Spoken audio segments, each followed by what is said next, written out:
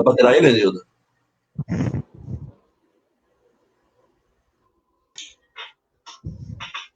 Boa noite a todos e a todas, companheiros e companheiras do Brasil.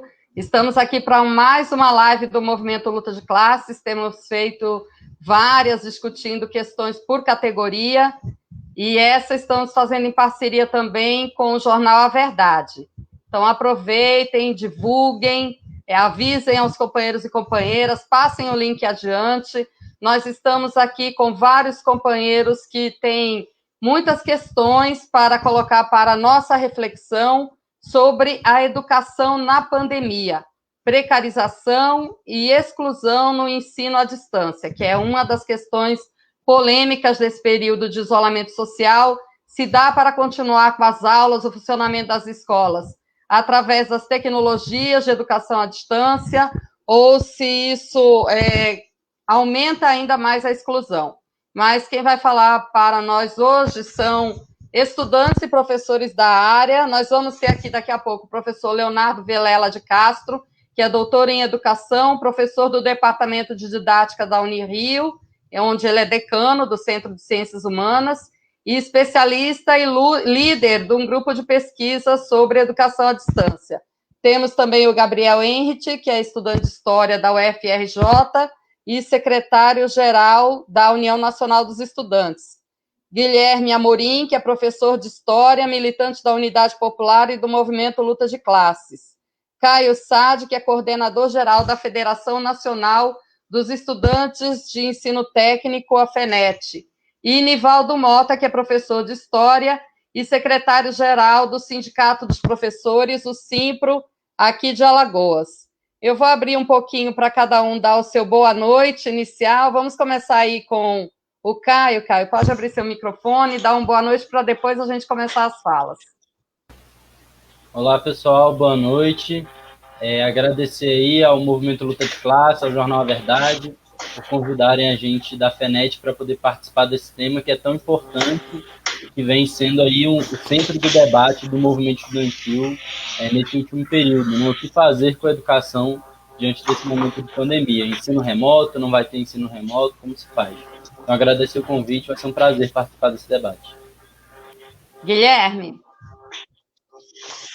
seu boa noite. Certo, boa noite a todos e todas que estão nos assistindo. Quero agradecer ao convite do Movimento Luta de Classes e do Jornal A Verdade por trazer esse tema aqui, que hoje é um dos mais polêmicos do ponto de vista que afeta a sociedade brasileira, que afeta os profissionais da educação, estudantes de um modo geral, para a gente expor aqui as nossas ideias, as nossas propostas sobre como enfrentar a pandemia e, enfim, salvar a educação do nosso país. Gabriel.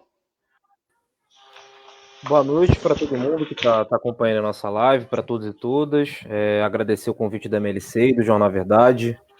Esse é um tema para nós que é importante que a gente possa debatendo, até porque no meio dessa pandemia o setor da educação é o setor que mais tem sido aí atacado e tem sofrido de fato um colapso. A gente vai acompanhar isso daí no decorrer do debate, tanto do ponto de vista do aumento das desigualdades sociais frente ao acesso à educação, tanto nas universidades quanto no ensino básico, e a gente precisa que pelo menos fazer um debate, tentar trazer aqui, eu acho que algumas questões são fundamentais para esse momento que a gente está vivendo, e principalmente por conta também que a própria situação da Covid-19 no país nos faz entender que a gente dificilmente voltará à normalidade do jeito que a gente conhece aí, com essa situação do aumento dos casos e o número de mortes que são crescentes no nosso país.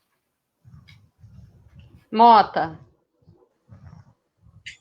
Boa noite a todos. E agradecer também ao Jornal A Verdade, o MLC, dar essa oportunidade, né, para que a gente possa fazer uma grande discussão com relação à EAD e essa problemática do ponto de vista que é colocada de cima da hora para cima dos professores, né? E, na verdade, pegou todo mundo de surpresa, evidentemente, a pandemia, e tem a lógica patronal que cobra muito e o professor hoje vem trabalhando muito mais. E é isso que nós estaríamos a abordar aqui na hora da nossa discussão. Valeu mesmo. É uma discussão. Tá. Então, companheiros, eu apresentei a todos, esqueci de me apresentar, eu sou Lenilda Luna, sou jornalista e também militante do movimento Luta de Classes. E nós vamos fazer o seguinte agora, então, nós vamos dar 10 minutos para cada companheiro fazer sua exposição, e os companheiros e companheiras que estão nos acompanhando já podem, então, colocar suas questões no chat, nos comentários, que aí a gente já vai repassando o bloco final, depois da fala dos companheiros, vai ser justamente essas respostas às questões que forem colocadas. E os comentários também, que a gente vai colocar aqui na tela. Mas antes de a gente encerrar essa parte, deixa eu ver aqui, que o professor Leonardo, deixa eu ver se eu consigo botar ele aqui na sala, mas já está aqui com a gente. Mas eu vou dar um pulinho no meu quarto. Professor Leonardo. Tudo bem, Lenilda?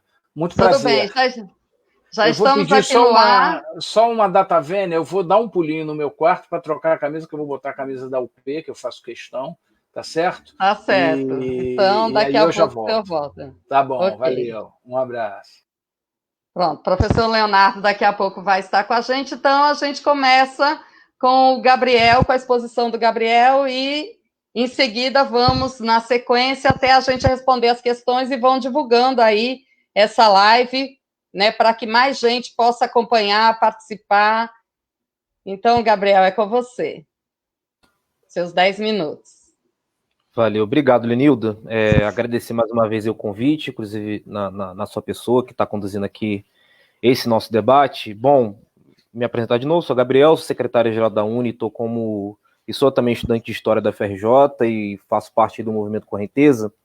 E eu acho que esse debate sobre a situação da educação nesse período da pandemia, a própria situação da precarização que esse setor vem sofrendo, e esse debate do ensino remoto, ele é um debate que ele é muito emergencial, e eu acho que a gente vai até pegando um pouco dos relatos que vão ser aí um pouco comentados e também falados pelos expositores aqui que estão presentes, tanto do ponto de vista de nós estudantes, tanto por mim, quanto pelo Caio da FENET, e também na opinião dos professores nos nossos outros convidados que estão aqui presentes hoje.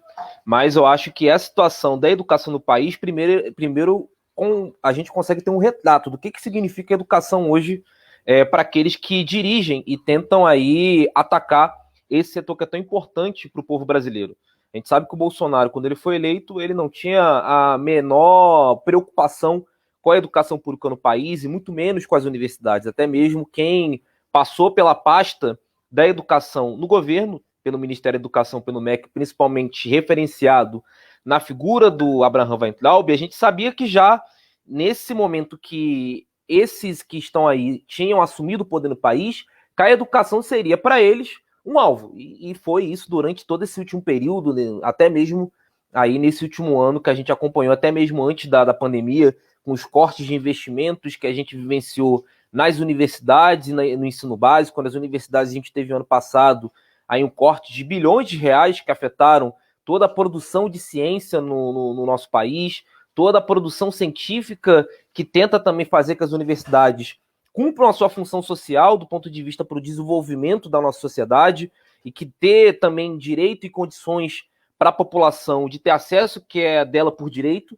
E, infelizmente, a gente vivenciou essa verdadeira cruzada na educação, que esse governo fez, tentando reescrever a história, tentando tratar a educação como se fosse algo que fosse normal, do ponto de vista da gente tentar naturalizar o que esse governo fazia, de tentar calar a educação crítica, porque tudo que é crítico para esse governo não vale nada, até porque esse governo não gosta do que é crítico, e a gente tem acompanhado nesse período da Covid-19 que as bases científicas, a base da ciência, ela é negada no combate a essa pandemia, e o que dirá, por exemplo, das nossas universidades que têm vivenciado aí essa guerra cultural, toda essa disputa, até mesmo por esses setores do governo que são ligados ao Olavo de Carvalho, que tentam impor um tipo de educação que não é a educação que a gente acredita, o projeto de educação que nós acreditamos, que é um projeto pautado principalmente no compreendimento que tudo é conhecível, da educação crítica e das nossas bases históricas, que a gente sabe que as universidades podem doar e podem também servir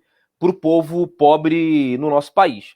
E nesse sentido, quando a gente entra na situação da pandemia, a gente já entra na discussão da pandemia sabendo que todas essas contradições da educação já eram gritantes. No ano passado, a gente vivenciou isso com as universidades, com uma situação orçamentária com muita dificuldade para continuar com seu funcionamento, as universidades, do ponto de vista do seu orçamento geral, já com muitos cortes. A gente entrou nesse ano agora com outros desafios para a pauta da educação. A gente já sabia que, do ponto de vista do orçamento geral da União, a educação já estava tendo já um contingenciamento. A gente viveu esse contingenciamento até agora mesmo, há um mês atrás.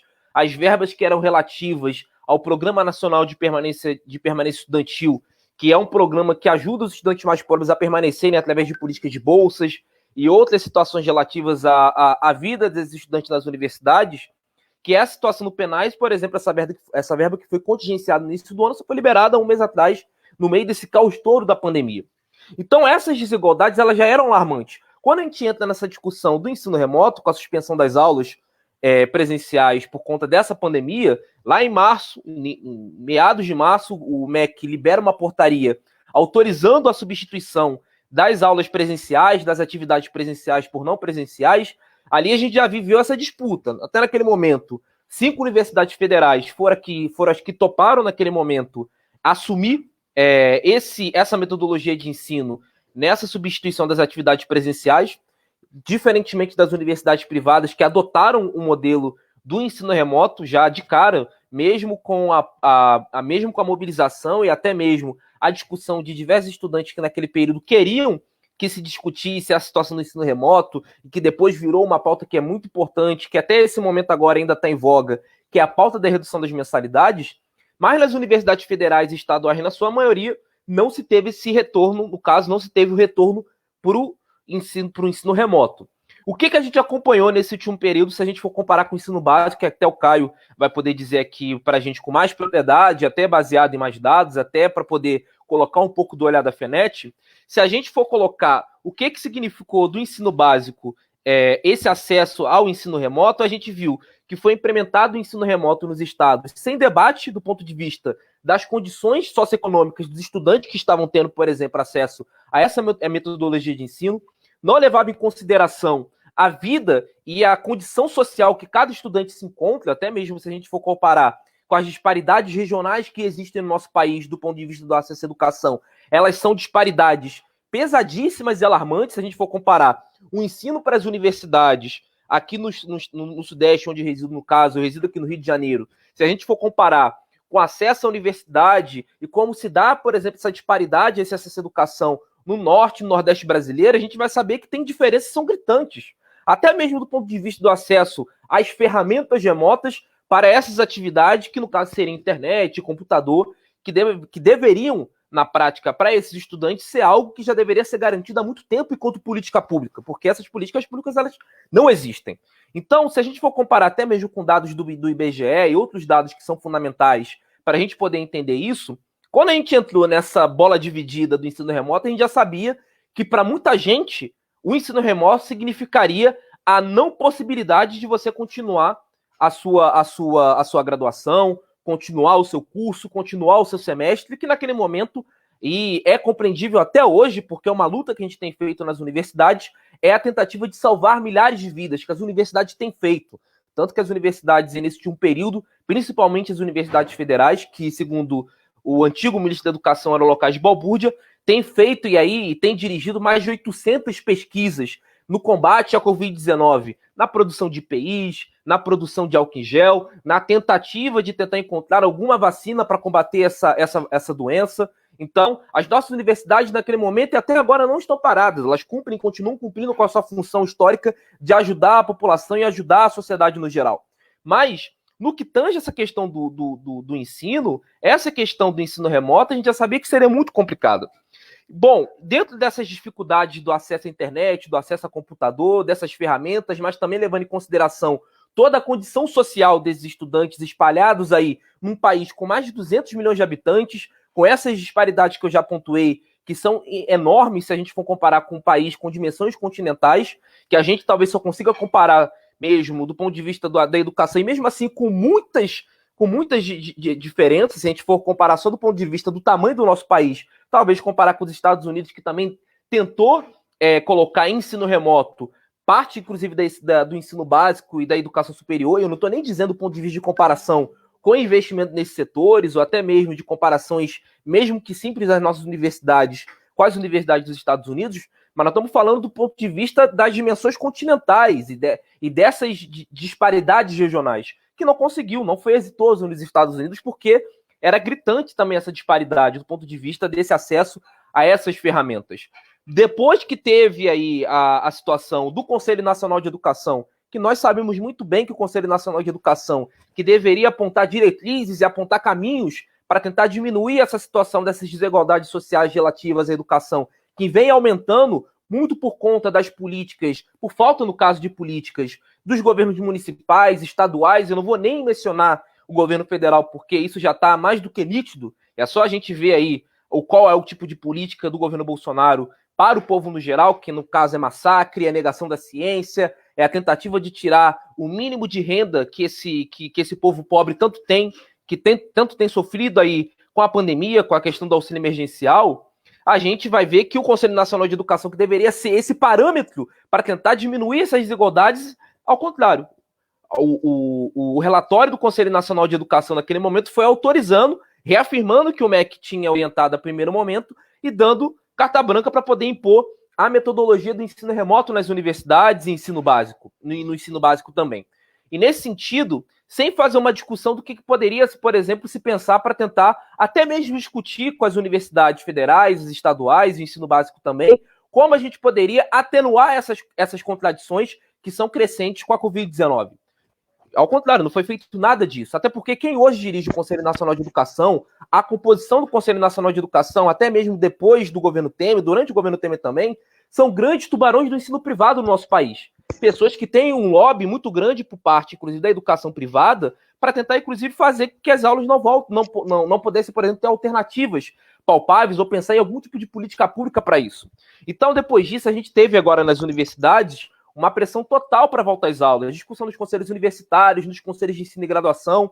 Nós, do movimento Correnteza, do movimento estudantil no geral, tem apresentado um programa mínimo para poder se discutir nas universidades como se deveria ser essa volta, talvez se aprovar o ensino remoto nessas universidades, que primeiro tem que se pautar a questão da política de permanência estudantil, porque a política de permanência estudantil, o que já era insuficiente um período atrás, agora ela está mais alarmante, porque os estudantes em situação de vulnerabilidade, que não tem nenhuma segurança alimentar para conseguir sobreviver e também ajudar suas famílias, a própria situação da saúde mental. Eu não estou também, só para também voltar a mencionar a própria situação do acesso a essas ferramentas do ensino remoto, como internet e computador, e essa própria relação pedagógica com os professores, com os docentes, que o próprio Léo, o Guilherme e o Nevaldo também vão poder aqui comentar, porque essa relação ela precisa ser feita junta, porque no final das contas, as universidades estão tentando fazer o seguinte, dividir professor, estudante e técnico, né, dentro dessa jogada, porque os estudantes, muitos deles que estão agora, inclusive, em situação de estar terminando sua graduação, os formandos e os concluintes, até mesmo a gente tem tentado apresentar algumas formulações para esse tema. As universidades tentam dividir, tentam jogar contra, falam que os professores não querem dar aula, falam que os professores não querem sair da sua posição de privilégio, quando existe uma relação de precarização também no trabalho docente, que é nítida, porque os professores estão trabalhando mais com o ensino remoto do que trabalhavam no presencialmente, porque você não tem, de fato, uma maneira de você conseguir mediar essa situação, até mesmo a própria condição específica do isolamento social e da quarentena, que eleva também o estresse, a própria condição de precariedade na saúde mental das pessoas. Então, tem se voltado com mais força. Então, a gente tem feito um programa mínimo para poder debater isso com as universidades, porque isso precisa ser feito democraticamente, com toda a comunidade acadêmica, com todos os setores da universidade, e pensando nessas disparidades regionais que são gritantes, porque a mesma discussão do ensino remoto ela não pode ser feita da mesma maneira que vai ser feita na UFRJ, na Federal do Pará, que a gente sabe que 82% dos estudantes da Federal do Pará são estudantes de baixa renda, inclusive estudantes mães. Ou, por exemplo, na Federal do Maranhão, onde na Federal do Maranhão, a gente sabe que o estado do Maranhão é o estado brasileiro que menos tem acesso à internet. Mais de 64% da população do Maranhão não tem acesso à internet, ou quem tem é de extrema precariedade o acesso à internet. E dados do IBGE, inclusive da Anatel, que também tem dito isso. Então, os dados estão na mesa.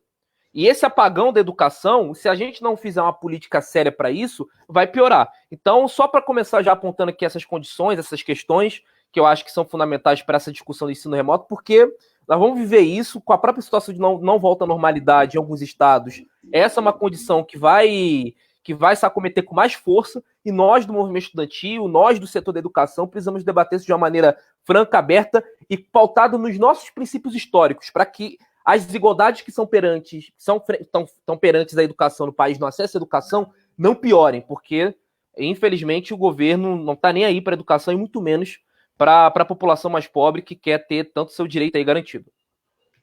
Ok, obrigada, Gabriel. Muitas questões aí, reflexões para iniciar esse debate, e nós vamos continuar, daqui a pouco o Gabriel volta, mas nós vamos continuar aqui convidando o professor Leonardo para se colocar agora, professor. Muitas questões aí que foram direcionadas aos professores. Então, o professor Leonardo Vilela de Castro é doutor em educação, como eu coloquei no início, professor do Departamento de Didática da Unirio, onde é decano do Centro de Ciências Humanas, e é especialista e líder de grupo de pesquisa justamente nessa questão da educação à distância. Professor, bem-vindo, boa noite. Muito obrigado, Lenilda, boa noite. Estou até mais bem vestido agora, tá certo? Muito obrigado, eu acho excelente essa iniciativa do Jornal Verdade, do MLC, né, parceiros na construção dessa luta tão grande. Mas olha só, eu queria primeiro dizer assim, que o preto também pode significar o luto pelo dia de hoje, pela indicação do ministro de ontem, né? Eu nunca me deparei com um educador, um homem que se diz educador, doutor, formado pela Mackenzie, que diga que crianças têm que sofrer para aprender. Eu vim da educação infantil, eu fui professor de educação infantil a partir de 1982, quando comecei a trabalhar, passei pelo ensino fundamental, séries iniciais, e digo para você com toda sinceridade, a criança que está sofrendo na sala, ela não aprende, ela não quer aprender, né? Então, o sofrimento faz muito mal a qualquer ser humano. As crianças, principalmente porque precisam se sentir acolhidas, precisam se sentir satisfeitas e seguras em sala de aula para aprender. Isso vale para todos os seres humanos, para as crianças muito mais, né? Então, a identificação que precisa existir entre a criança e o professor é o acolhimento que esse professor vai dar, ou professora, que vai dar segurança para que a criança caminhe e trilhe o caminho dela e procure o melhor para ela. Então, assim, estou de preto porque a camisa do partido é linda, mas também pelo luto por conta da indicação do ministro de ontem. Bom, eu queria aqui, rapidamente, entrando na discussão, caracterizar a diferença entre EAD e ensino remoto, né? O governo tentou, começando a pandemia, a usar o termo EAD e rapidamente teve que trocar para ensino remoto. Por quê? Uma coisa não é igual à outra. Eu trabalho com EAD desde 2000, há 20 anos. EAD é um sistema, uma modalidade de educação. E, como tal, qualquer proposta de EAD demanda um projeto pedagógico que é acoplado a um projeto tecnológico, que é acoplado a um processo de formação, tanto dos docentes quanto dos discentes, né? Só para vocês terem uma ideia rápida, no nosso curso, o curso de Pedagogia à Distância da Unirio, que é o maior curso individualmente considerado do Rio de Janeiro, né, em termos de alunos matriculados, são mais de 4.000 alunos matriculados nesse curso. Eu já fui coordenador desse curso, hoje coordeno uma disciplina, que é justamente a disciplina de Educação à Distância.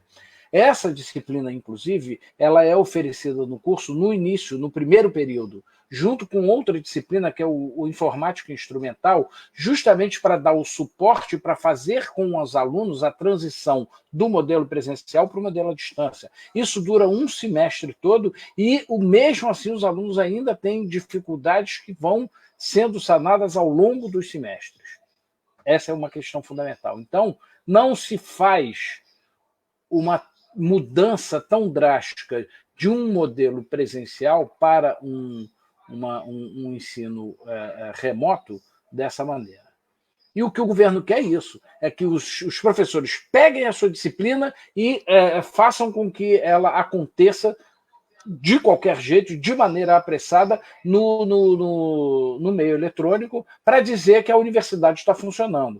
O Gabriel até citou isso muito bem, quer dizer, como se o funcionamento da universidade fosse só um ensino. Não é só ensino. Eu, por exemplo, continuo com o meu grupo de pesquisa funcionando, com os meus grupos de extensão funcionando e muitos colegas fazendo muitas coisas semelhantes. Agora, os alunos estão sem aula?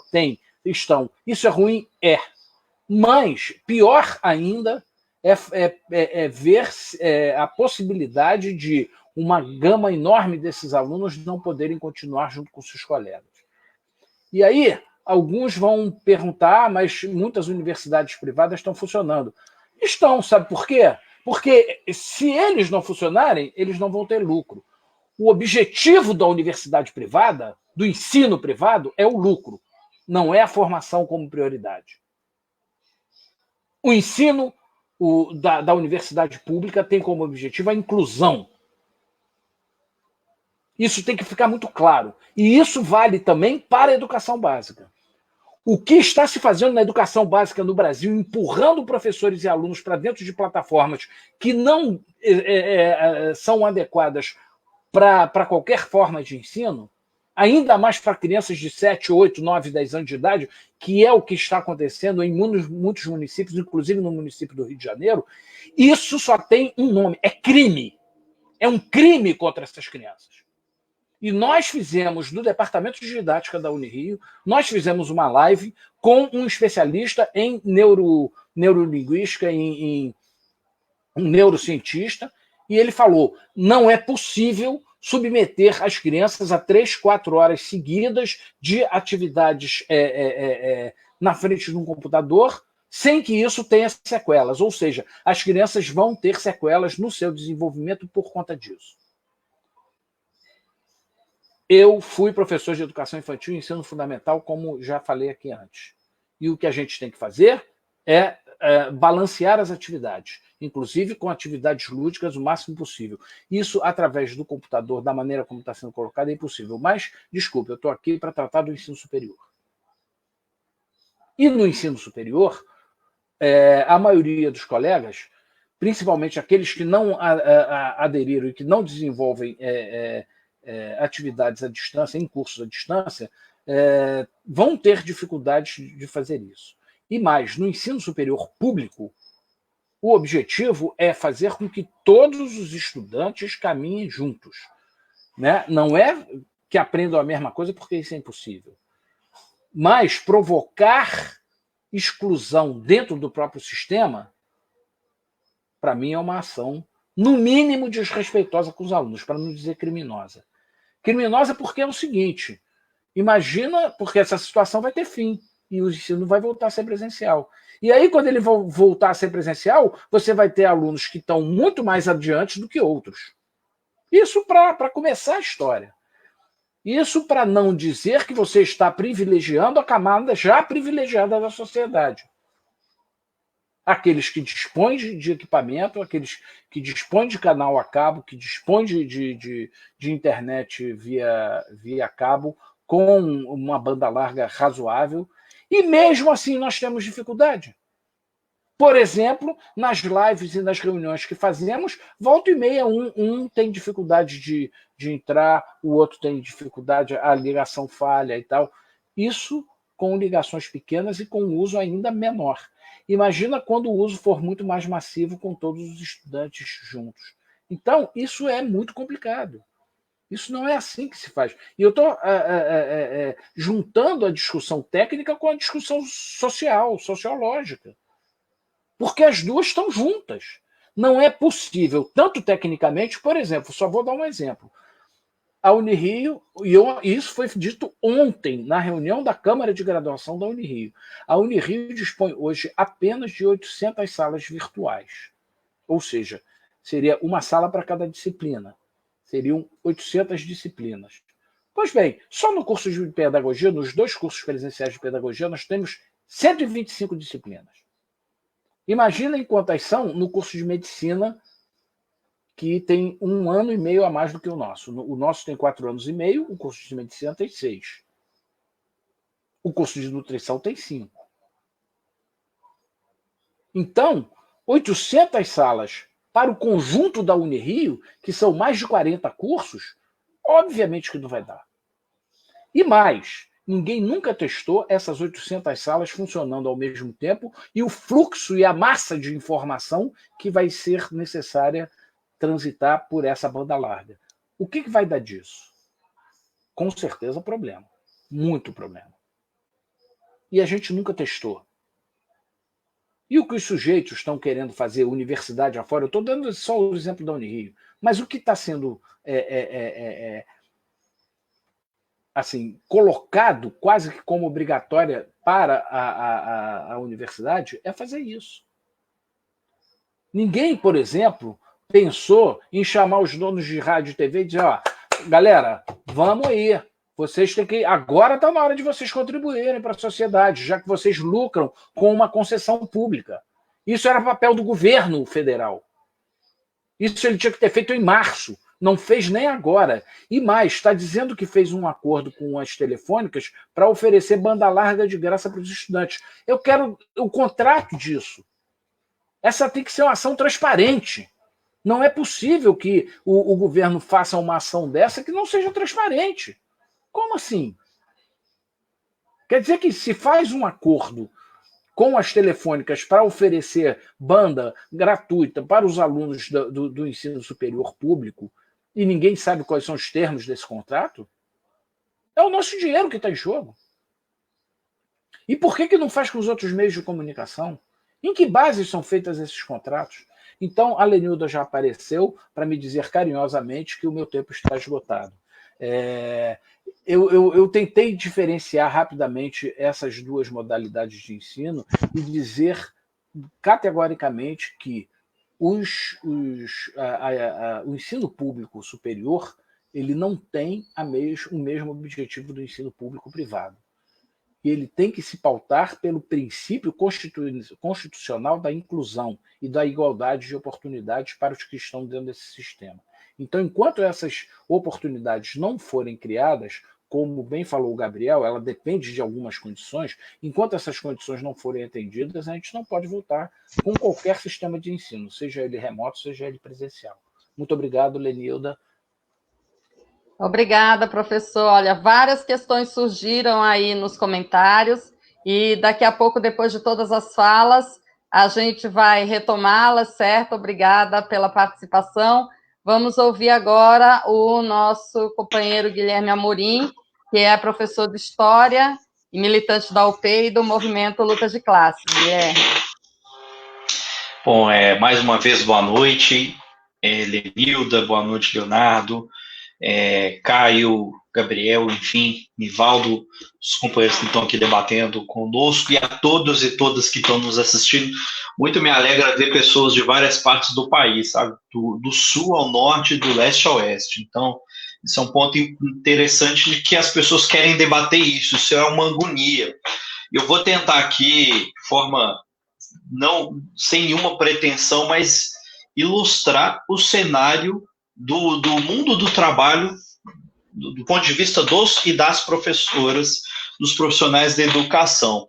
Então, antes de começar, eu queria lembrar o triste número que nós chegamos no nosso país, infelizmente, a 70 mil mortes, fruto da Covid-19, na verdade, fruto também de uma grande responsabilidade do governo federal, onde o presidente Bolsonaro está sendo chamado já, em alguns casos, de capitão Covid.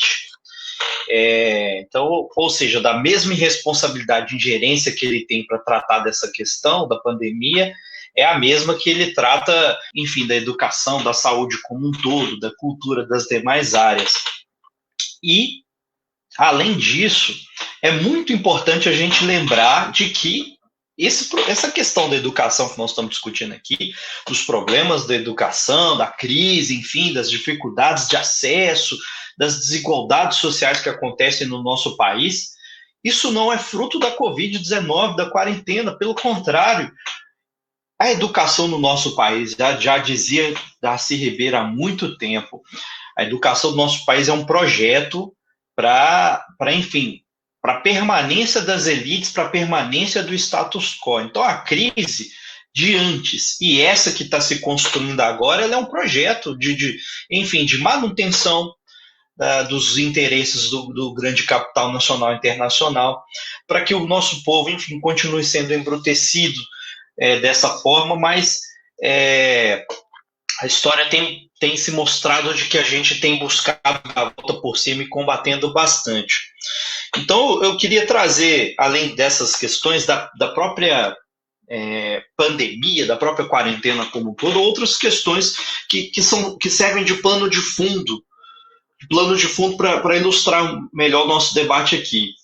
Nós sabemos dos diversos governos que nos antecederam o descaso da educação. Eu queria só citar alguns exemplos aqui. A questão do desvio dos royalties do pré-sal que iriam para a educação, para a saúde, enfim, para a moradia, para a cultura, porque as nossas bacias, os nossos postos de petróleo foram vendidos a preço, foram leiloados. Então, isso é uma decisão política que afeta diretamente a educação pública.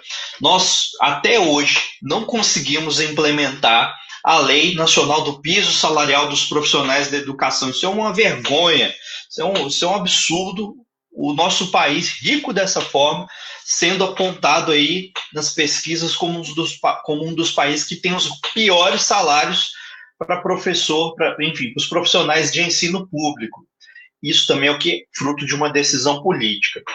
E mais recentemente nós tivemos uma decisão, uma emenda constitucional, aquela que ficou conhecida como a PEC da morte, que é a emenda constitucional 95, ela congela pelos próximos 20 anos os investimentos nas áreas sociais, incluindo a educação, ou seja, mais uma decisão política, que isso tem reflexos lá na sala de aula, lá no chão da sala de aula, quando não vai ter livro didático suficiente, quando não vai ter reforma das escolas, ampliação, enfim, melhoria da estrutura das escolas, na recomposição dos salários dos profissionais de ensino como um todo. E eu já queria trazer uma outra questão que, em todo o país, de norte a sul, a gente tem vivenciado uma precarização absurda do trabalho dos profissionais da educação, tanto da rede pública quanto privada.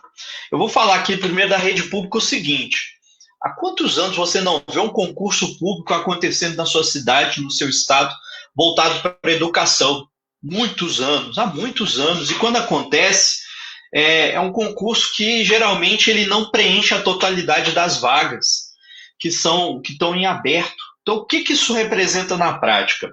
Nós temos uma parte dos nossos profissionais que estão já em fase de se aposentar, que estão adoecendo por depressão, por muita pressão psicológica, por muita acúmulo de cargos, enfim. Então, nós temos uma parte grande da nossa categoria que está se aposentando. Em contrapartida, a política dos governos estaduais e das prefeituras tem sido fazer concursos de prestação por tempo determinado, quase uma terceirização desse processo. Isso faz com que você não crie vínculo entre os profissionais, entre a categoria. Isso tem reflexo na sala de aula entre a relação aluno e professor. Isso quebra a estrutura do movimento sindical, porque você tem dificuldade da renovação de quadros. E, na prática, isso é uma lógica também política de impedir a realização de novos concursos públicos. E aí nós estamos numa lógica de um governo neoliberal, ultraliberal, na verdade, que já anunciou não vai fazer concurso público. Qual o reflexo disso para a educação? Num curto, médio e longo prazo. Isso é um absurdo. Isso é uma decisão descarada de desqualificar, de não priorizar a educação, não ter um projeto de educação de qualidade a médio e longo prazo. Isso é uma questão. Ainda sobre a questão dos profissionais da rede pública, volto a falar da implantação da Lei Nacional do Piso Nacional, da Lei Nacional do Piso Salarial. Pelo país, há uma discrepância gigantesca de salários. Da região do Rio Grande do Sul, que até um tempo atrás os professores fizeram uma grande mobilização, ganhavam R$ 1.200, passando pelo Rio de Janeiro, passando por São Paulo, enfim, Minas Gerais, Bahia, sem falar os pequenos municípios, porque tudo isso está relacionado a dinheiro que vem do governo federal, e há uma questão que eu faço um apelo aqui para que a gente se debruce para isso, o Movimento Luta de Classes está se propondo aqui a fazer essa discussão, que é a importância do Fundeb, para que a gente aprove um Fundeb que tem ali uma destinação muito mais robusta do que está sendo colocado hoje. E se a gente não se atentar para isso, o quanto antes, nós estamos vendo qual tem sido a lógica econômica do governo Bolsonaro, a pior possível. Quero aqui citar a consideração, a nomeação também do ministro da Educação ontem. Esse cara, ele pode até ser doutor em educação e tal, mas a lógica dele é representar o mercado educacional da rede privada de ensino no nosso país. Ele é um representante que vai fazer de tudo para, enfim, entregar a educação pública brasileira para a iniciativa privada, tanto a nível federal, a nível estadual, a nível municipal, e ele vai fazer isso de uma maneira muito enérgica. Então, nos debruçar para a questão do Fundeb também é uma questão fundamental para a gente conseguir garantir a educação do nosso país de pública e de qualidade. Eu queria também citar aqui a questão dos profissionais da educação da rede privada, que é o meu caso. Eu trabalho numa escola particular aqui em Brasília. E assim, eu imagino que é uma situação que tem acontecido em outras partes do país. O que eu vou falar aqui é experiência própria, são relatos que eu tenho ouvido, que é mais ou menos o seguinte. Desde que nós fomos colocados em quarentena, primeiro veio, enfim, um momento de incerteza, de muita angústia, na verdade, sobre como que vão ser as coisas. Mas aí o primeiro golpe, a primeira imposição que o governo federal nos impôs estamos sobre a MP 936. O que ela coloca na prática? De que o meu salário que ela paga integralmente pela escola, agora ele é dividido. A escola paga uma parte e o governo federal paga outra. Então isso é uma questão, não há segurança ainda, não há segurança, na verdade, a médio e longo prazo sobre até onde isso vai dar certo. E aí, nessa mesma lógica, o governo federal, a gente tem analisado aí desde o começo da crise, que ele tem seu lado para se escolher. O governo federal já doou bilhões de reais para salvar bancos, para salvar as grandes empresas, enquanto isso as pequenas empresas, incluindo as pequenas escolas particulares de periferias, as milhares de creches conveniadas das prefeituras que existem pelo país, não deu um centavo. E o que isso reflete na prática? Os donos das escolas estão ali ameaçando os professores de demissão, estão ali com o discurso de que não estão recebendo o dinheiro dos pais, de que, enfim, isso aí vai gerar está se tornando uma bola de neve que vai estourar lá na frente. Então, isso é uma questão muito, muito grave, de que os profissionais da rede privada, eles estão sofrendo uma pressão muito grande, com risco de demissão, com desculpa do setor empresarial, e ao mesmo tempo, só para não estender muito aqui, Lenildo, para terminar o raciocínio, os empresários da educação, das pequenas, médias e grandes redes de ensino, têm se aproveitado desse momento para fazer um verdadeiro processo de demissão em massa dos profissionais. Aqui em Brasília, nós tivemos um caso de uma universidade, a Universidade do Distrito Federal, ela demitiu 2.000 professores universitários, e aí as aulas agora, elas vão passar a ser transmitidas online de uma plataforma de São Paulo. Então veja como que esse processo de quarentena que nós estamos passando coloca em evidência a precarização maior das relações de de trabalho da educação. Enfim, para não me delongar muito também, eu queria só reforçar uma situação. Esse modo de ensino, esse modo de trabalho que nós estamos tendo, eu posso afirmar, nós profissionais da educação nunca trabalhamos tanto quanto nós estamos trabalhando agora. A gente demora muito mais para planejar uma aula virtual do que em modo presencial, e às vezes, infelizmente, o retorno não é o mesmo. Então, é necessário uma grande discussão, um grande debate dentro da sociedade, incluindo os profissionais do ensino, pais e alunos, para que a gente proponha uma alternativa para esse quadro que nós estamos vivendo. Por fim, é melhor perder o ano letivo do que perder as nossas vidas. É isso. Obrigada, Guilherme. Muitas questões também aí para reflexão, e daqui a pouco a gente volta com você para responder os questionamentos que surgiram. Mas agora vamos ouvir mais um estudante, o Caio, que representa aí os estudantes do ensino técnico. Caio, então, 10 minutos aí para você colocar as questões que, né, afligem principalmente aos estudantes.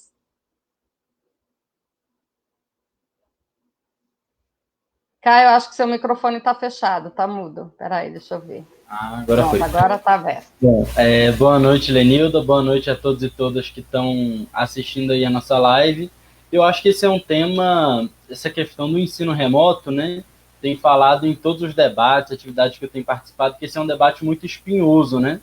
Um assunto que é bastante complexo e não dá para a gente simplificar só com vai ter ou não vai ter, ou sim ou não, preto no branco.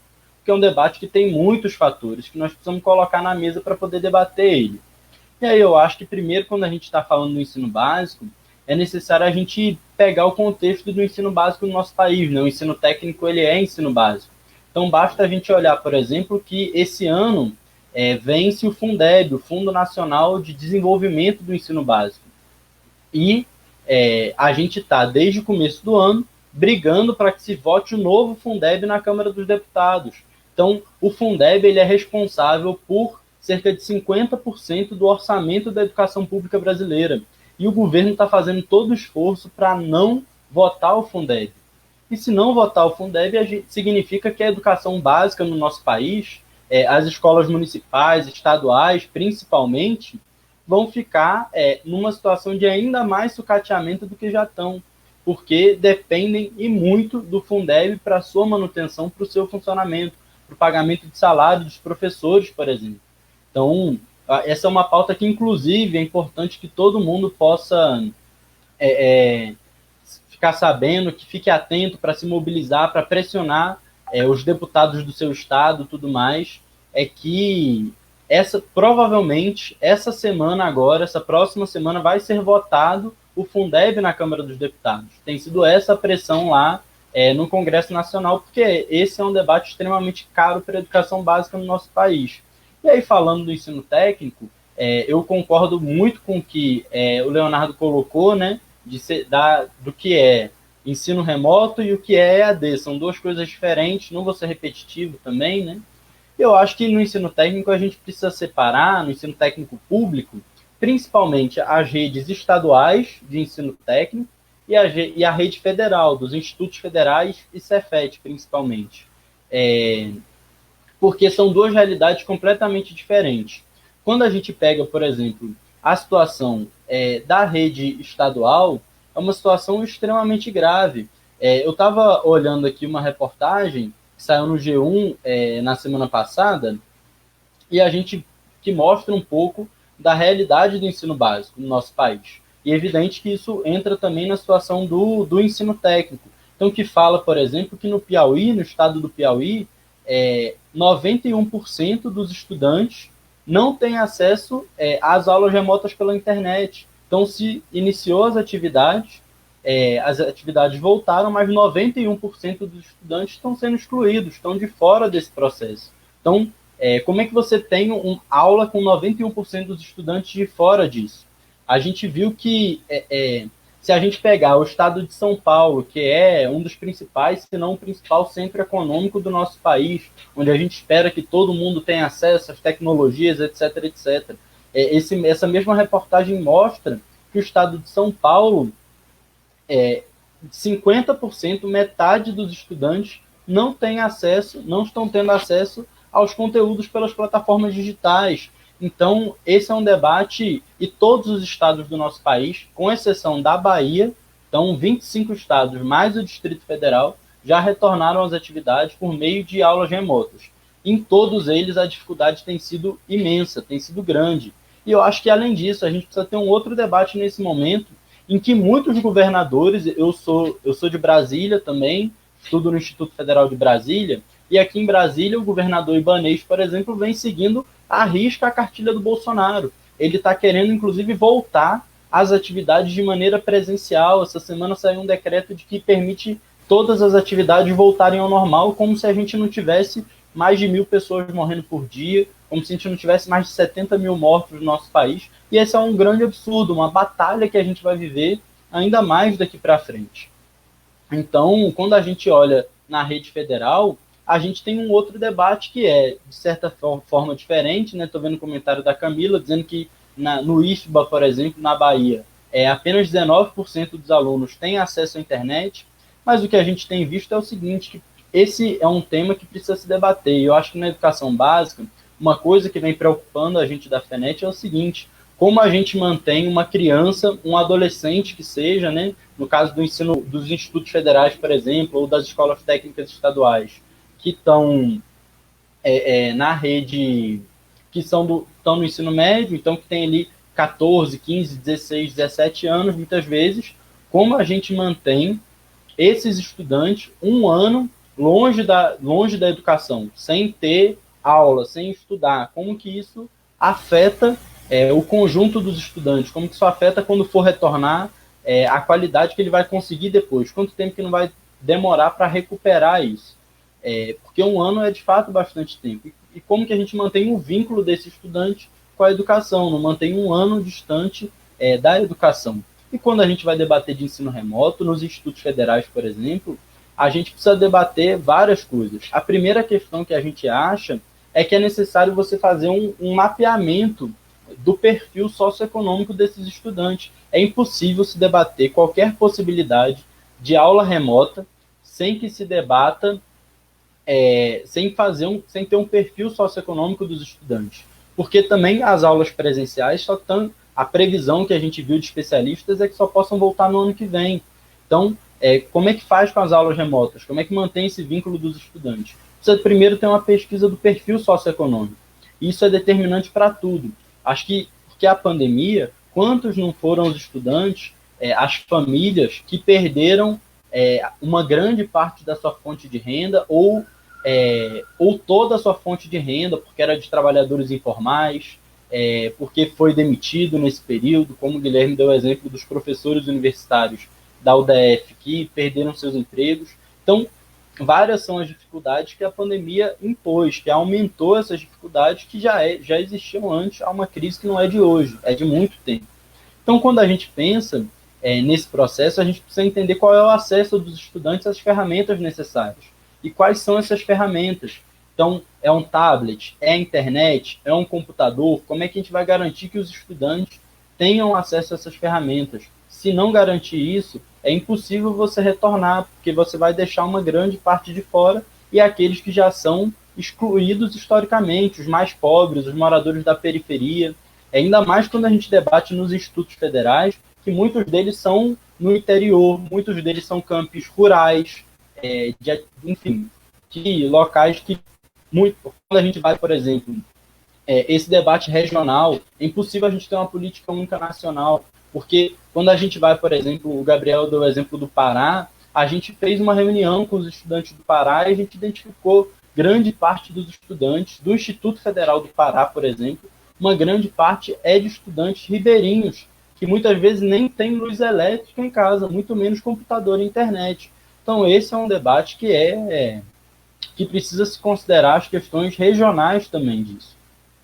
E aí quando a gente pega de fato do acesso, mesmo os estudantes que têm acesso, a realidade que a gente tem visto é uma dificuldade imensa disso que já foi colocado também. Como que você transporta esse conhecimento com didática, com qualidade, como que você consegue prender os estudantes durante 2, 3, 4, 5 horas que seja, de frente para uma tela de computador, é preciso você ter uma questão da didática. E a gente está falando de momentos excepcionais da história do nosso país e do mundo, nós precisamos pensar também, inclusive, políticas excepcionais. E nesse caso a gente tem que falar da política de assistência estudantil, porque como pode o governo se propôs, por exemplo, com a MP que o Guilherme falou, a pagar metade do salário dos professores da rede privada. E o governo é o mesmo governo que propõe uma lei que vai reduzir o salário dos professores da rede pública, da rede federal, nesse momento da pandemia. Então, é esse o governo que propõe essas medidas para acabar com o serviço público. É o mesmo governo que deu 1 trilhão e 200 bilhões de reais para os bancos logo que iniciou a pandemia, e é o governo que, quando a gente diz que precisa de assistência estudantil, então que a gente precisa de uma bolsa de permanência para os estudantes, bolsa alimentação, quando a gente precisa pensar ao próprio acesso digital desses estudantes, é um governo que é completamente omisso. Até porque a gente vem do Ministério da Educação, que tem todo esse fator ideológico de ataque à educação pública, um Ministério da Educação que a gente passou com muita luta, a gente derrubou o Weintraub, mas o Gabriel citou o CNE, o Conselho Nacional de Educação, a gente viu ontem, tiveram 9 novos conselheiros indicados, vários deles por proposta, inclusive indicados pelo Weintraub. Então a sua influência continua. E desse governo a gente não espera nada mais do que ataque à educação pública. E a gente viu aí que o MEC não teve nenhuma política nacional direcionada, não fez nenhuma medida séria, não tem nenhum projeto para poder solucionar esse problema da educação durante a pandemia.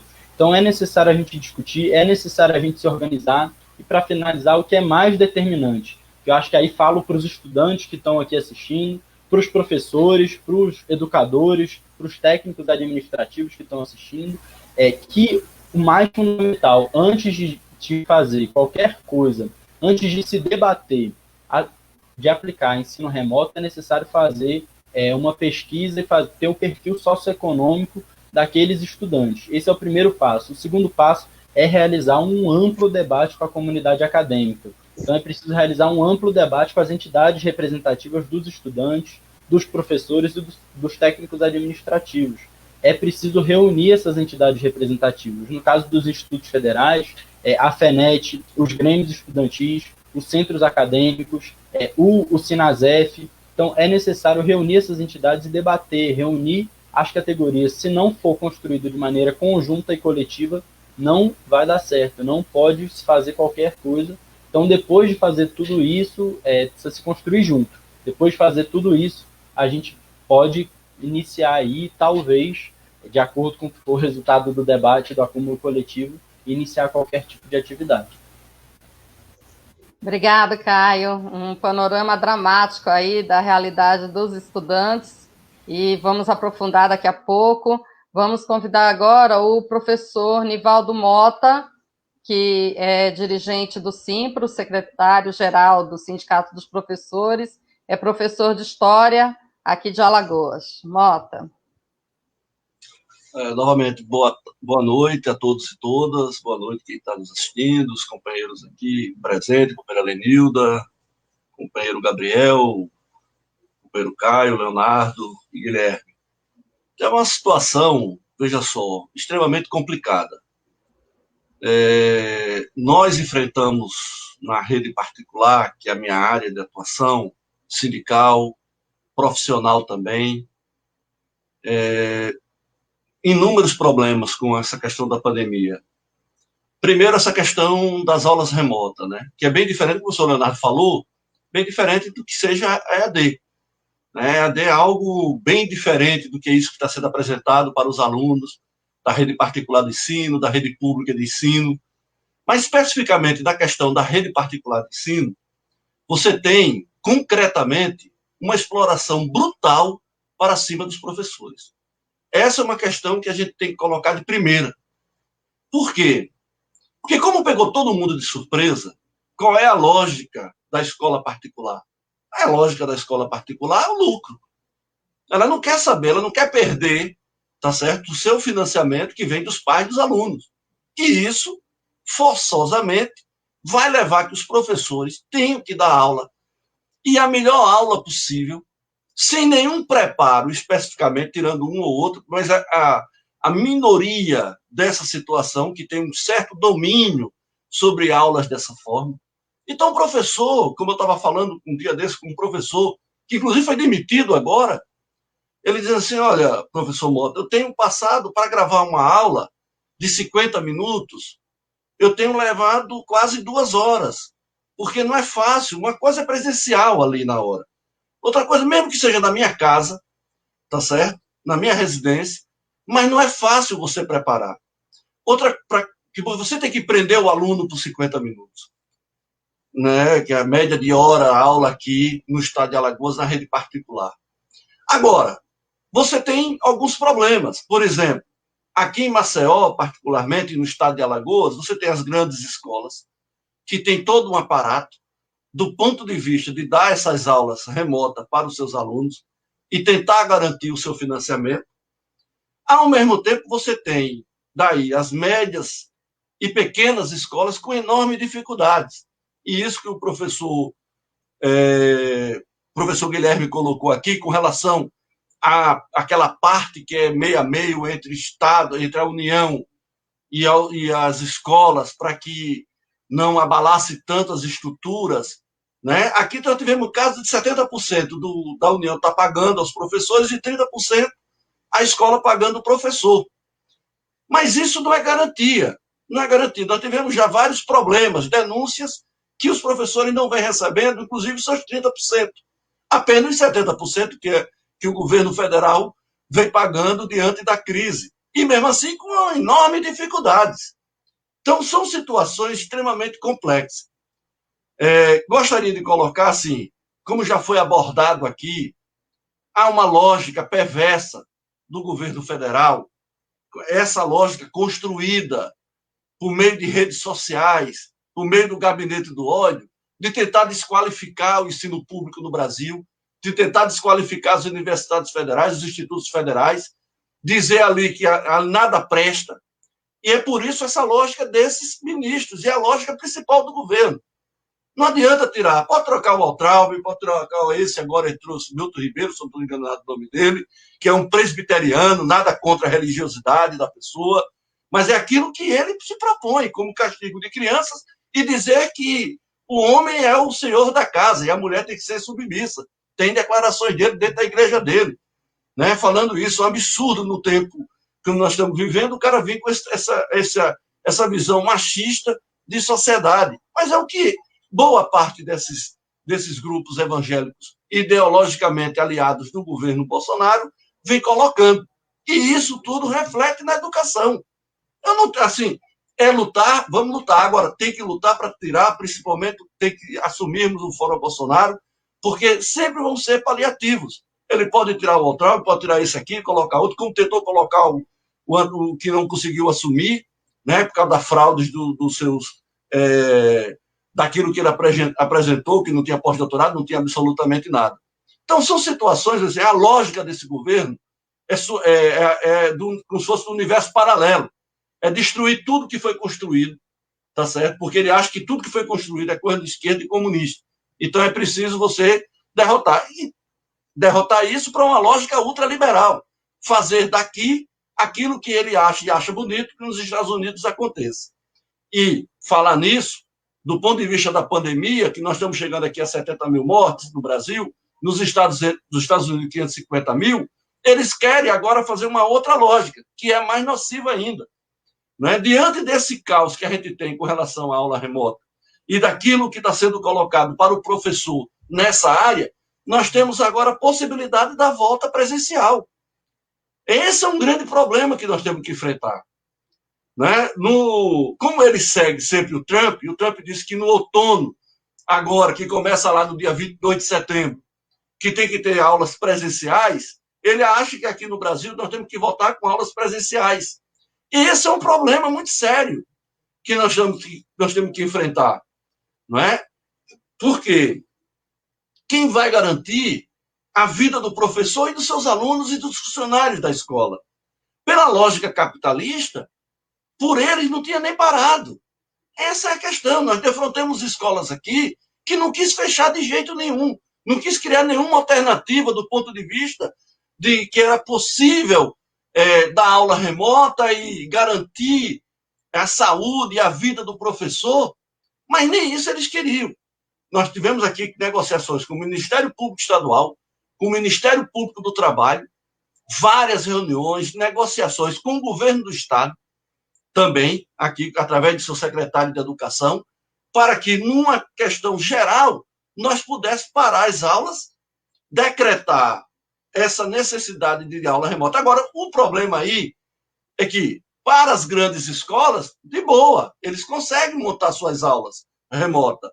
Para as pequenas escolas, essas que estão colocadas nos subúrbios ou na periferia das grandes cidades, escolas com 50, 100 alunos, que é um grande problema, que o preço da mensalidade é pequenininho, por conta da destruição organizada pelo Estado brasileiro para acabar, e pelas elites brasileiras para acabar com a educação pública e fazer com que o cara da educação pública na rede básica só chegue até o 9º ano do ensino fundamental ou o 3º ano do ensino médio, para que ele vá se vir como trabalhador quase que escravo no comércio, na indústria ou em qualquer outro lugar, não dando possibilidade a ele de fazer uma universidade, de se colocar numa estrutura mais organizada da sua vida. Ele é desestimulado porque é feito para os pobres essa escola, e para os pobres ela não dá nenhum valor, que eu faço parte aqui do Conselho Municipal de Educação, aqui em Maceió. Sou membro, através do Simples, eleito para participar do COMED. E no COMED, de 32 escolas que nós visitamos aqui, 18 escolas, e nenhuma delas em condições de ter minimamente qualquer tipo de aula. Mas oferece essa escola para os alunos carentes, para aquelas pessoas, para os filhos dos trabalhadores e trabalhadoras, sem nenhuma perspectiva, né, de que possa dar uma subida, vamos dizer assim, ter a necessidade do aprendizado, aquela coisa toda. O pagamento, o salário desse professor muito abaixo da realidade, né, pela sua importância do ponto de vista do processo educacional. E, assim, outra coisa que a gente tem que entender também é que na escola particular, na sua grande maioria, é como time de futebol, cara. Pode até parecer brincadeira, mas não é. 80% das escolas são escolas pequenas que pagam apenas o piso. O piso significa um salário, não é? As grandes escolas, elas estão praticamente na mão de um dono só. Essa que é a realidade. Grupos econômicos como a Croton, particularmente, que vem comprando faculdades aqui no Brasil à torta e à direita, e vem investindo agora também nas escolas básicas do ensino fundamental e médio, né? Eles vêm investindo nisso. Quer dizer, você cria um monopólio muito grande nesse aspecto. E isso concentra essas escolas particulares, algumas escolas particulares que podem ter um rendimento, que possa pagar um melhor salário do professor, mas esse professor é super explorado também. Então, tem que ter esse entendimento. A maioria das escolas particulares paga um salário que é apenas o piso. E isso reflete agora nessa questão da pandemia, com demissões, com perspectivas de não voltar esse ano mais por aulas presenciais. E aí o professor, esse profissional, está nessa situação de problemática que a gente precisa estar resolvendo e discutindo coletivamente para que a gente possa avançar e construir uma alternativa do ponto de vista da luta para eles. Agora, essa, para nós todos, né, que eu também sou da categoria. Agora, a questão, só para terminar, Lenildo, você já apareceu aí carinhosamente, aí, tá certo? Para dizer que meu tempo acabou, e é verdade, tá certo? Só para dizer o seguinte, essa questão de EAD, isso não é aplicado, isso é falado, o que dizem por aí, na verdade são aulas remotas, com enorme dificuldade para os professores que tiveram que se adaptar para não perder o emprego, e muitos que não conseguiram se adaptar e que são forçados a trabalhar nos finais de semana. Não conta para ele, do ponto de vista de hora-aula, dessa aula que ele está sendo gravada, tá certo? Muitas vezes, porque essas aulas, a maioria delas são gravadas, e passada para os estudantes em casa. E esses estudantes, ninguém sabe qual é o acompanhamento, né? Porque muitas vezes o pai vai ter que sair para trabalhar, ou a mãe sai para trabalhar, e não consegue fazer o acompanhamento. Quem vai fazer esse acompanhamento de criança, por exemplo, 6º ano, que está com 10 anos de idade. Como é que vai fazer isso? Então, são essas dificuldades que nós enfrentamos. Agora, isso tudo coloca que, no geral, e essa situação da escola particular é a questão do lucro, a necessidade do lucro, e é por isso que eles estão agora pressionando para as aulas presenciais, mesmo dizendo que vai fazer um processo todo de higienização, etc., mas o risco é permanente para a categoria e para os alunos, evidentemente. Obrigado aí. Certo, Mota. Também muitas participações aí, né? As pessoas comentaram. Agora vamos trazer todos aqui, professor Leonardo, Gabriel, Caio, Guilherme, abra aí sua câmera. Vamos voltar todos aqui para a gente finalizar com algumas questões que foram colocadas. Muitas questões, assim, impactaram nas pessoas porque fala diretamente com a realidade delas. E você, o Mota aí falando principalmente essas escolas da periferia, e quando a gente vai pensar nas necessidades especiais de educação, crianças que têm autismo, que têm TDAH, que têm alguma outra necessidade especial de um acompanhamento individualizado, é que essa história de ensino remoto não existe, né? Assim, é bem mais difícil. Estou procurando aqui as questões que a gente já colocou na tela, que foram perguntas. Essa aqui não é bem uma pergunta, mas foi o Carlos Falcão colocou, muito importante a diferenciação que o professor Leonardo fez aí dessa questão de ensino remoto EAD, né? Um grande problema na precarização de agora é justamente a migração de um curso presencial para não presencial, sem tempo suficiente para o replanejamento. Acho que o professor pode começar a responder, professor Leonardo, e depois os outros companheiros que quiserem complementar. Olha só, eu acompanho a EAD desde quando ela se implantou no primeiro sistema público brasileiro, que foi aqui no Rio de Janeiro, através do consórcio CEDERJ. Já existiam algumas iniciativas, a Federal de Mato Grosso já tinha, parece que a Federal de São Carlos também já estava começando, mas o que acontece é o seguinte, em termos nacionais, o modelo CEDERJ, criado no Rio, foi depois tornado hegemônico através da criação da UAB. E ele foi calcado na visão já neoliberal, naquele momento, da precarização do trabalho docente. Então, a precarização do trabalho docente foi estruturante na EAD. E esse modelo que nós temos, inclusive, no sistema público, é altamente precarizante. Embora ele seja um sistema que tenha lá a sua eficiência, sim, porque teve um rapaz aqui no debate, que o nome eu não sei, mas é o D3RIVAN, Rivan, D3 Rivan. Ele fala assim, porque a EAD não funciona. Não é bem assim, não. Eu tenho um dado assim rápido. Hoje, tem 2 municípios no norte do estado do Rio de Janeiro, Bom Jesus de Itabapoana e São Francisco de Itabapoana, que mais da metade dos gerentes e dos cargos de importância dentro da secretaria são concursados egressos do curso que a gente coordenou, enfim, do curso de pedagogia da Unirio. E mudou a face da educação do município para melhor. Então, ele apresenta resultados, sim. Agora, mesmo assim, ele é baseado na precarização do trabalho docente. Isso também é um fato, né? O que aparentemente é uma contradição, mas nem tanto. E aí tem várias razões que não cabe aqui discutir. Agora, o que o governo federal está pretendendo é uma coisa muito pior do que a EAD. Isso é que precisa ficar claro. Além do que, quando um sujeito vai para um sistema de educação à distância, ele opta por entrar naquele sistema. O que o governo federal está querendo fazer não é isso. É obrigar os professores universitários e da educação básica a aderir a um sistema e tentar fazer com que os alunos também participem desse sistema.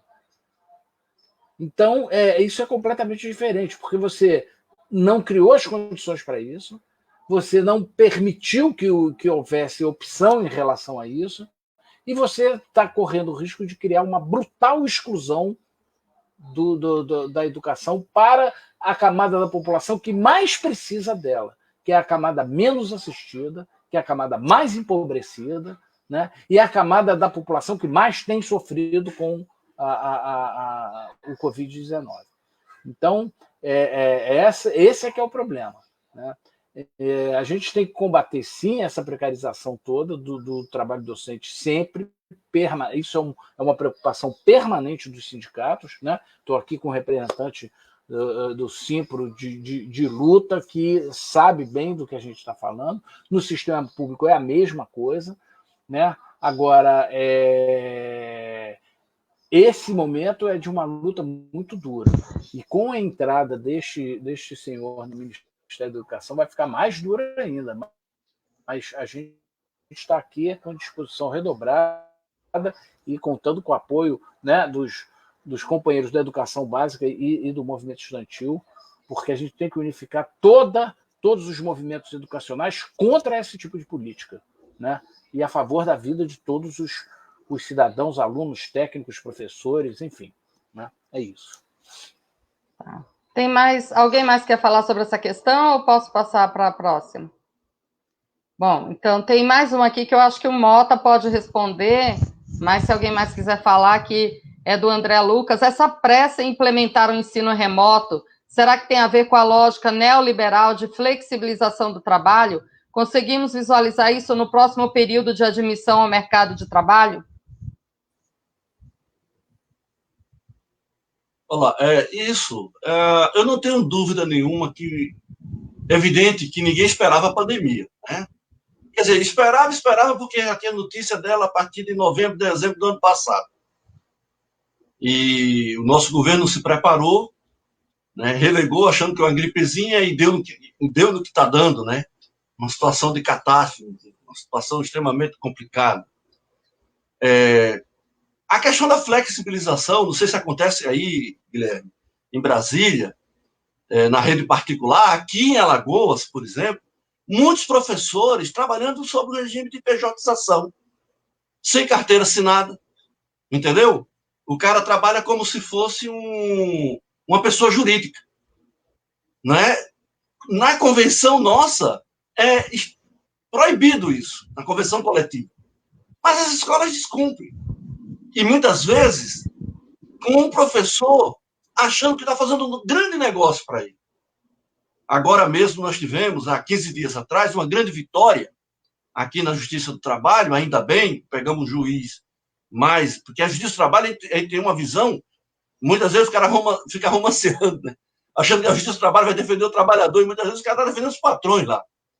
Né? Boa parte desses juízes assim, são comprometidos com a patronal. Mas pegamos um juiz assim e deu uma canetada só. 18 profissionais, uma instituição de ensino particular aqui, de médio a grande porte, que tem 4 instituições, como cursinhos, 2 colégios, uma faculdade, 18 profissionais, nós pegamos conseguimos descobrir mais 17, trabalhando sob o regime de pejotização. Quer dizer, flexibilização. O cara sem direito nenhum. E essa questão da aula remota, algumas escolas, esse mesmo grupo que eu estou falando aqui, eu conversando com um dos proprietários nas negociações, ele diz assim, para mim, não tem mais aula presencial, porque ele tem toda uma tecnologia. Então, nós temos que ver o futuro. E o futuro é a EAD, na lógica dele, entendeu, Leonardo? A lógica desse cara é essa, porque ele vê do ponto de vista na minha opinião, ele está na lógica dele, né? Não é a lógica daquilo para que foi criada a EAD, evidentemente. Daquilo que você fala da inclusão. Na lógica dele é o seguinte, ó, eu não vou... As minhas escolas não vão funcionar, energia, água, etc, etc. vou fazer esse trabalho com um cara na casa dele mesmo, ele faz na casa dele, ou de uma forma que possa garantir esse tipo de aula para os meus alunos. Essa mesma escola estava PJizando, essa mesma instituição, levando o professor a flexibilizar. E ele acha isso. Acha que não adianta, não precisa ter mais essa coisa presencial, não. Nós temos que avançar para isso. Que isso, como o André está perguntando aí, evidentemente que é a flexibilização.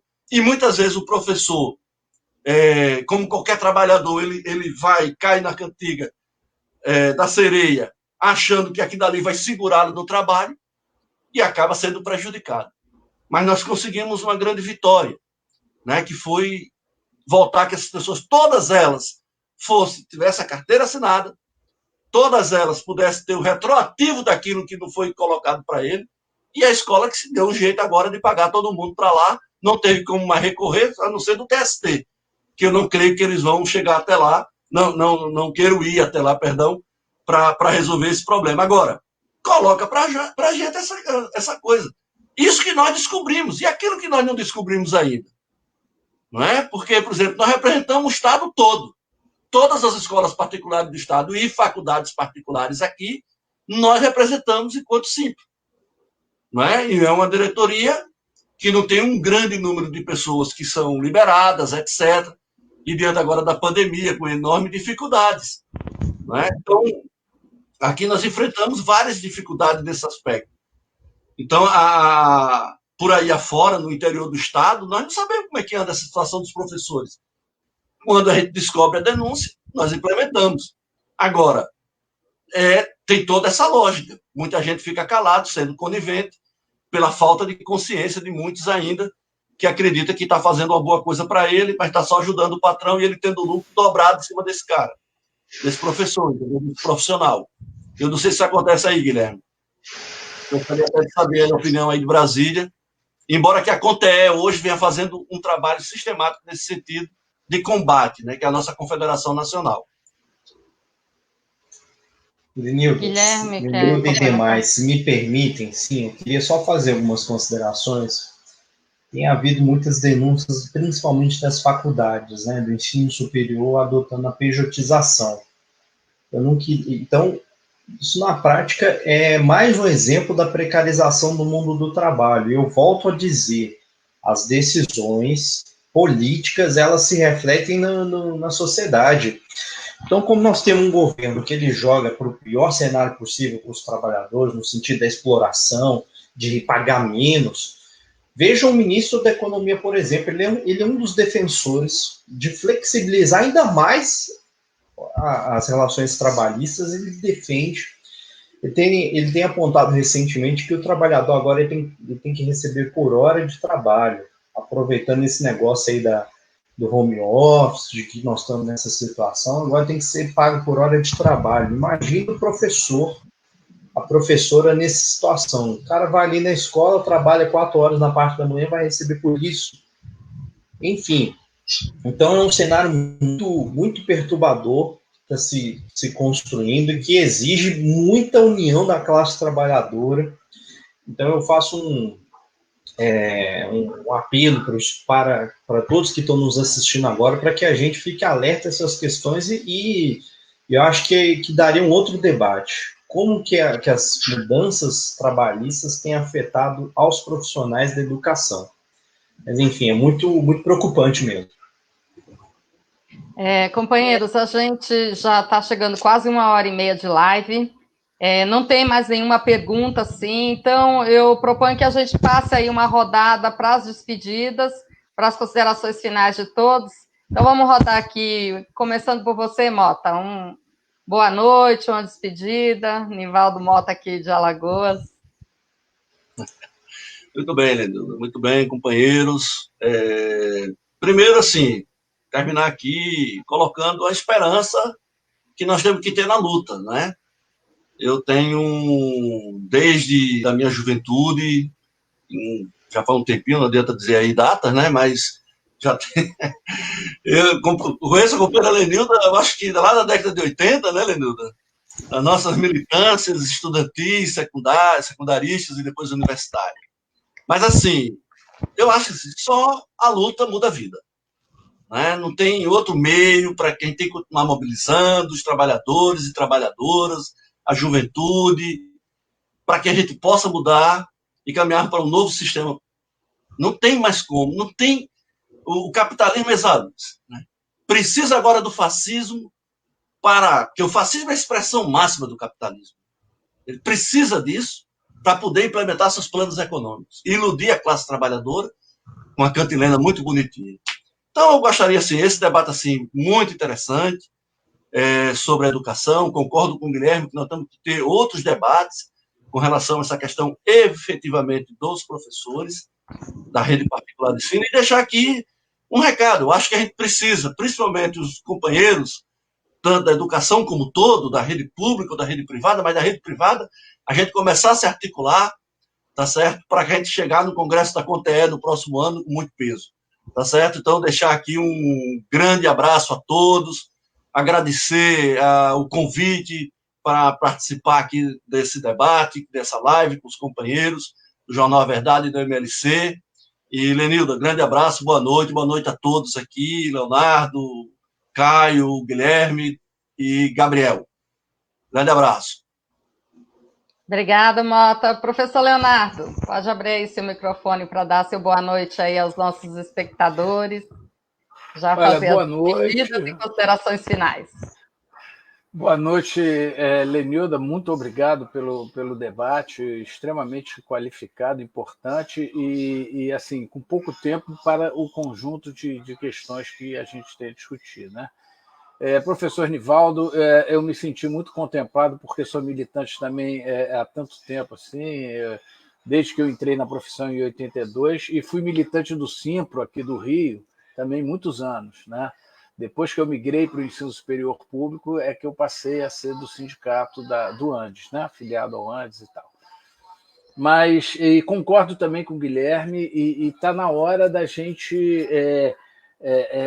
juntar, eu falei disso aqui, inclusive, né, de uma coalizão educacional mais ampla, e a gente está batalhando nisso aqui no Rio de Janeiro, quer dizer, já estamos fazendo reuniões com o CEP, com o Simpro, com o Andes, com vários movimentos representativos dentro do campo da educação, porque a gente precisa resistir a esse projeto fascista, né, em todos os campos, e essa é a contribuição que a educação tem a dar. Né? Não só dizer para a população que a gente precisa de unidade no combate ao fascismo e manter essa unidade na construção de um projeto socialista para o Brasil, porque é disso que só um projeto dessa natureza que vai ser capaz de libertar o povo dessa miséria, dessa opressão, principalmente cotidiana, que se dá dentro do transporte piorado para a população mais pobre, né, para a falta de condições de saneamento, de saúde e de uma educação pública que atenda aos seus interesses e necessidades. Né? Então, é isso. Muito obrigado pela oportunidade. Eu agradeço a companhia altamente qualificada, aos queridos companheiros Gabriel e Caio, que eu já conheço há algum tempo. Um grande abraço para o Guilherme também. Estamos juntos na luta e vamos em frente. Um abraço grande. Obrigada, professor Leonardo. Por coincidência, os mais jovens ficaram assim, na parte de cima da tela, né? A juventude aqui da live. Vamos abrir agora para o Gabriel, né? Gabriel, colocar aí em nome dos estudantes universitários que estão acompanhando aqui a live, suas considerações finais e a despedida.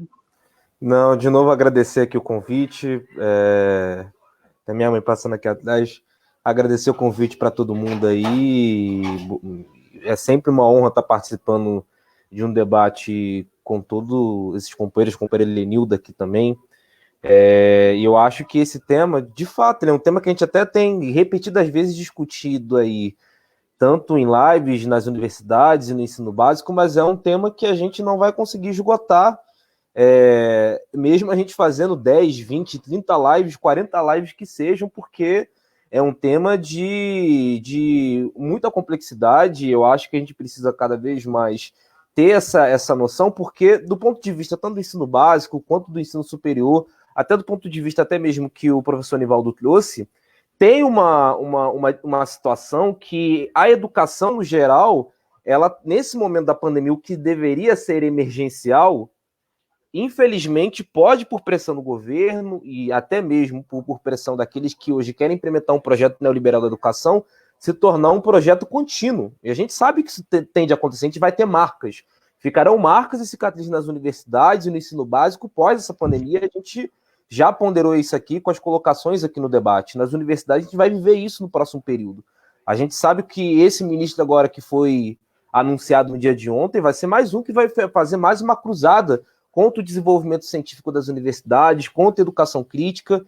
Essa situação do ensino remoto nas universidades, a gente sabe que a precarização do trabalho ela vai aumentar para os docentes, para os estudantes, vai aumentar a exclusão, porque a gente sabe que essas diversidades, essas disparidades regionais, elas são muito pesadas, são muito fortes, a gente não vai conseguir resolver o acesso à educação simplesmente resolvendo acesso à internet e ao computador, mesmo que seja importante para que a população tenha acesso à internet e ao computador, principalmente para aqueles que são estudantes, mas a educação em si ela não se faz somente com isso. Ela é muito mais complexa do ponto de vista pedagógico, de todas as relações que se tem do aprendizado para esses estudantes. E no ensino básico, que o Caio vai até ponderar melhor daqui a pouco, nas considerações finais dele, a minha maior preocupação é a perca de aprendizagem que a gente vai ter com esses estudantes, para além das desigualdades sociais que são alarmantes, que esses estudantes estão vivenciando com as suas famílias nesse período da Covid-19. E a própria pressão que existe até mesmo das universidades privadas, desses grandes e megas empresários dos setores que querem fazer uma pressão para voltar às aulas rapidamente, porque é a questão do lucro, não teve nem redução na mensalidade nas universidades, a gente vai vivenciar isso agora nesse segundo semestre, essa luta de professores para manter seus empregos, estudantes para manter a sua graduação. Então, é um cenário, assim, muito preocupante, mas eu acho que a gente precisa aprofundar, discutir e agradecer mais uma vez esse convite para a gente poder ir acumulando e formulando mais sobre esse tema e chamar todo mundo para estar se organizando e estar lutando, porque esse momento agora nós precisamos ter a nossa luta e a nossa organização como algo primordial para defender o nosso direito à educação e o mínimo que a gente ainda tem aí de acesso às universidades e ao ensino básico. Ok, obrigada, Gabriel. Caio, sua despedida. Boa noite mais uma vez, agradecer aí o convite. Acho que esse é, de fato, um tema muito importante, central hoje no processo de educação no nosso país e que, como o Gabriel falou, né, é um tema muito extenso que a gente precisa de... Quanto mais a gente debate, mais questões a gente encontra que são necessárias aprofundar, né? Então, a cada hora a gente descobre uma nova coisa, um novo problema, uma nova situação que a gente precisa aprofundar, debater mais e tudo mais. E, para terminar, assim, eu acho que é muito importante a gente crescer e fortalecer a nossa organização. Nossa organização enquanto movimento estudantil, dos docentes, técnicos administrativos, né, dos profissionais da educação, sua organização enquanto categoria profissional, porque isso é muito importante. Porque eu acho que um outro efeito que tem esse processo é, no caso do ensino técnico, por exemplo, você ter uma formação acrítica, né, o que a gente chama, né, dos apertadores de parafuso. Você tem uma formação que seja só sequenciada e que sirva só à produção, só ao mercado de trabalho, sem formar pessoas que pensem enquanto cidadãos, que pensem a sociedade também, que pensem o processo produtivo, que não só executem. Eu acho que essa é uma questão. Eu acho que um outro fator que é importante é a desmobilização da classe, porque qual é a dificuldade que a gente do movimento estudantil, a gente da FENET pelo menos está acostumado a passar em sala. Então, quando você tem alguma atividade, alguma coisa, você quer fazer, você vai de sala em sala, vai chamando os estudantes e tudo mais para poder mobilizar. Como é que a gente faz isso com o ensino remoto? Então, uma outra questão é a desmobilização, né, da classe trabalhadora de maneira geral, né? E aí coloca enquanto classe trabalhadora os estudantes, que são filhos da classe trabalhadora, e os próprios profissionais da educação. Então, que a gente precisa muito se organizar, se mobilizar, para, nesse momento, nossa tarefa central, né? Derrubar o governo Bolsonaro e construir no seu lugar um governo popular, um governo que seja com a nossa cara, com a cara dos estudantes, com a cara dos trabalhadores brasileiros.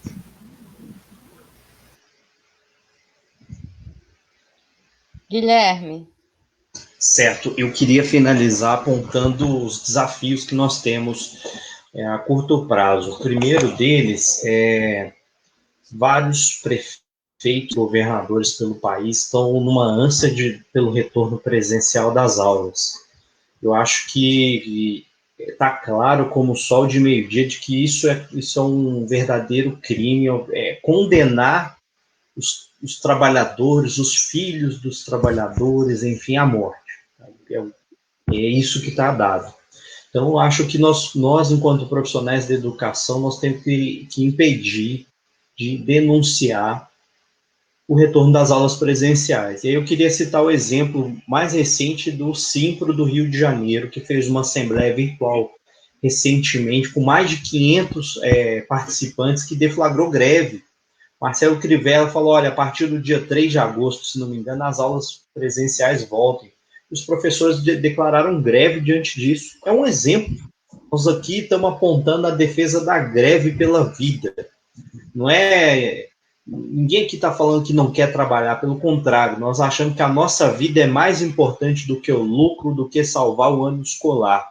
Isso é uma questão. Segundo, assim, que atinge a toda a educação de um modo geral, é lutar para que a gente adie novamente a data que o MEC impôs para a aplicação do Enem. Não faz sentido nenhum, está querendo correr, enfim, com essa questão.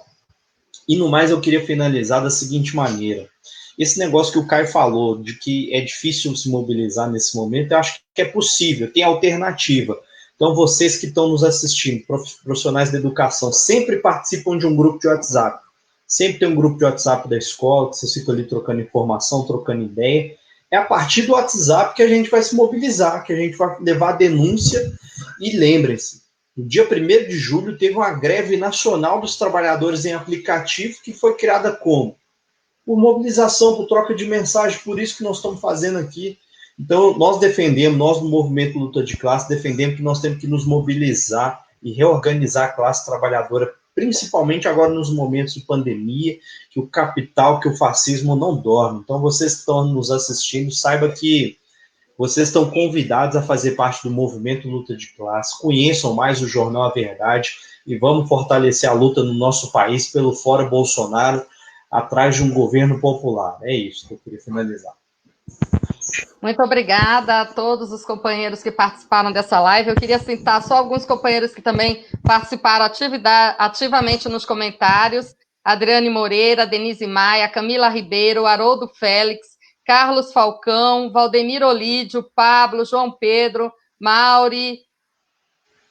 Eu escrevi aqui Marcelo, escrevi, não sabia ler, tá vendo? Os professores aí. Marcelo, André Lucas, Leonardo Carvalho e Paulo Roberto. Eu escrevi as pressas, mas só para citar aí que a live, teve outra live aí nos comentários, né? O pessoal participando, colocando suas opiniões e suas questões. Muito obrigada a todos e todas e nos vemos aí nas lutas, porque de um jeito ou de outro a gente vai continuar lutando. Até mais, companheiros.